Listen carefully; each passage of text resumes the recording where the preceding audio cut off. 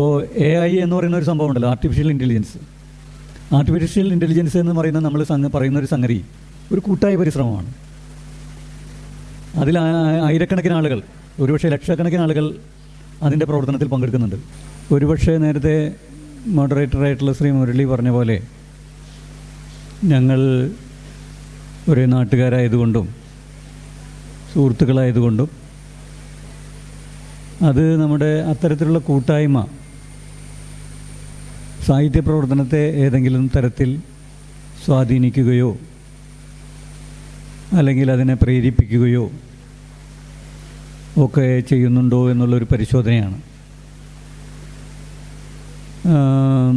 ഞങ്ങൾ അടുത്ത സുഹൃത്തുക്കളാണ്, അത് യാതൊരു സംശയവുമില്ല. മാത്രമല്ല നമ്മൾ ഒരേ മേഖലയിൽ പ്രവർത്തിക്കുന്നത് കൊണ്ട് പ്രധാനപ്പെട്ട ഒരു ദൗത്യമായിട്ട് ഞങ്ങൾ 3 പേരും അല്ലെങ്കിൽ 4 പേരും സാഹിത്യം, പ്രത്യേകിച്ച് കഥാസാഹിത്യം, നോവൽ, പൊതുവെ ഫിക്ഷൻ എന്ന് പറയാവുന്ന ഒരു മേഖലയാണ് തിരഞ്ഞെടുത്തിരിക്കുന്നത്. അതിലാണ് കുറച്ചൊക്കെ കാര്യങ്ങളൊക്കെ ചെയ്തുകൊണ്ടിരിക്കുന്നത്. അതുകൊണ്ട് സ്വാഭാവികമായിട്ടും അതുമായി ബന്ധപ്പെട്ട വിഷയങ്ങൾ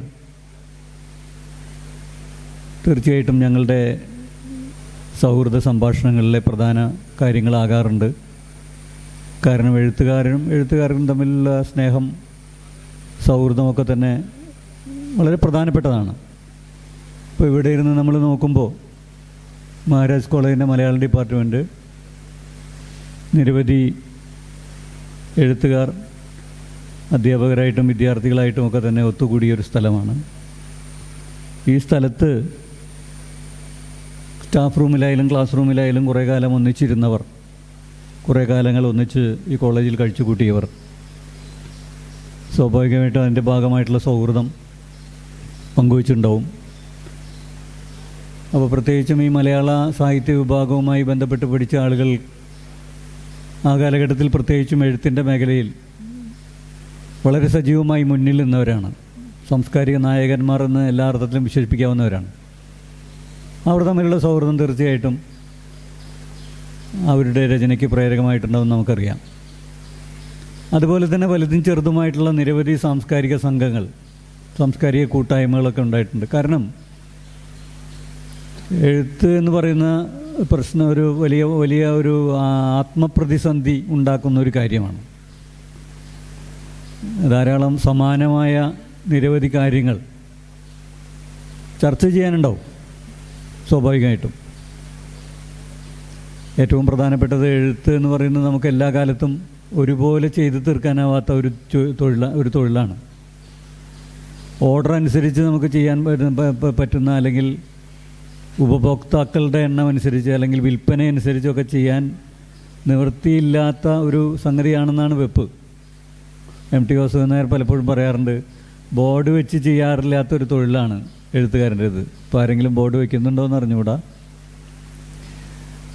അപ്പോൾ ഒരു വളരെ വ്യത്യസ്തമായിട്ടുള്ള ഒരു പ്രവർത്തന മേഖലയായതുകൊണ്ട് നിരവധി പ്രതിസന്ധികൾ വരും. ഭൗതികമായ പ്രതിസന്ധികളും ആത്മീയമായ പ്രതിസന്ധികളും ഒക്കെ കടന്നു വരും. എഴുത്തുമുറി എന്ന് പറയുന്നത്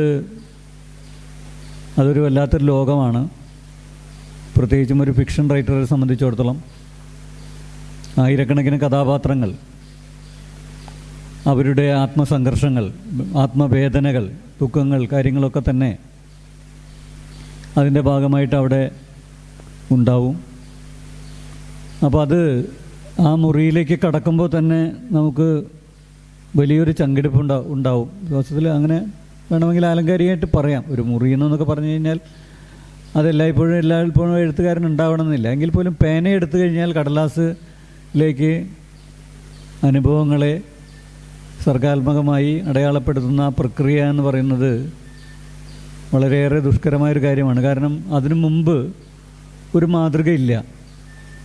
നമ്മളിപ്പോൾ ഒരു കഥ എഴുതുന്നുണ്ടെങ്കിൽ ആ കഥകൾ ധാരാളമുണ്ട്, നമ്മൾ വായിച്ചിട്ടുണ്ട്, കുറേ കഥകളൊക്കെ നമ്മൾ എഴുതിയിട്ടുണ്ട്.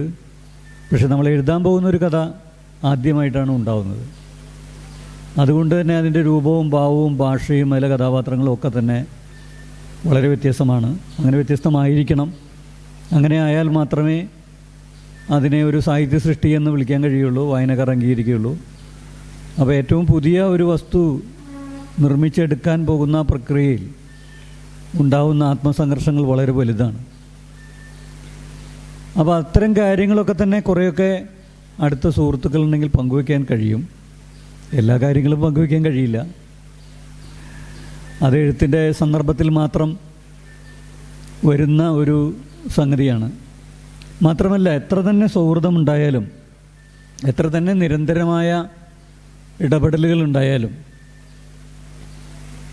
എഴുത്തുകാരുടെ ഏറ്റവും വലിയ പ്രത്യേകത എന്ന് പറഞ്ഞു കഴിഞ്ഞാൽ മൗലികതയാണ്.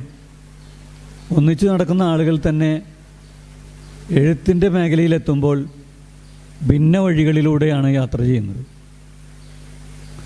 ചില എഴുത്തുകാർ ഒന്നിച്ച് ചില രചനകളൊക്കെ നടത്തിയിട്ടുണ്ട്.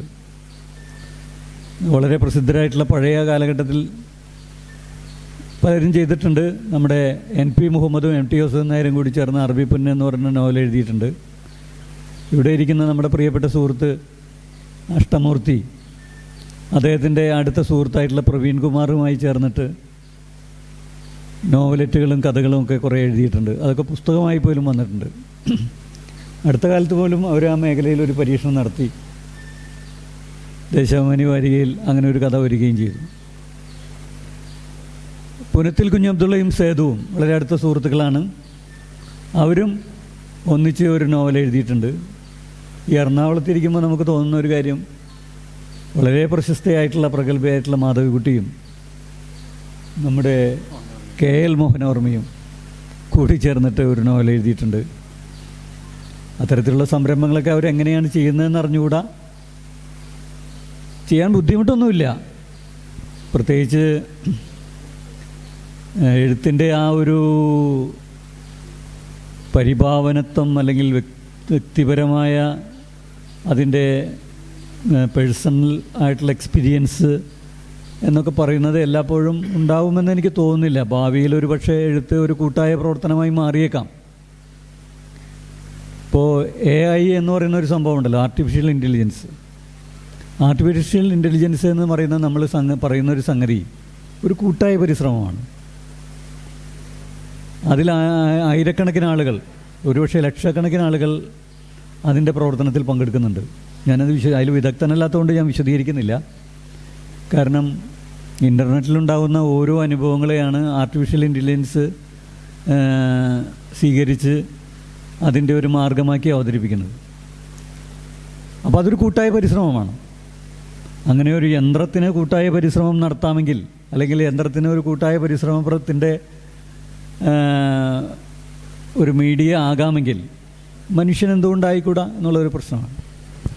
പക്ഷേ പൊതുവെ സാധാരണ സൗഹൃദങ്ങളൊന്നും തന്നെ അങ്ങോട്ടും ഇങ്ങോട്ടും എഴുത്തിൻ്റെ ശൈലിയെയോ ഭാവത്തെയോ രൂപത്തെയോ ഒന്നും ബാധിക്കാറില്ല. എനിക്ക് പല കാലഘട്ടങ്ങളിൽ പല സുഹൃത്തുക്കൾ ഉണ്ടാവാറുണ്ട്.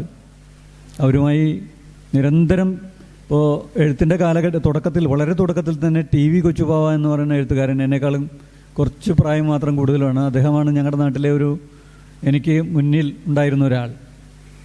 പിന്നീട് അദ്ദേഹവുമായി വലിയ സുഹൃത്തുമായി. പിന്നീടാണ് ഞാൻ എഴുതി തുടങ്ങുന്നത്. അതുകൊണ്ട് തന്നെ അദ്ദേഹം എന്നെ എഴുത്തിനെ സ്വാധീനിക്കുകയും സഹായിക്കുകയൊക്കെ ചെയ്തിട്ടുണ്ട്.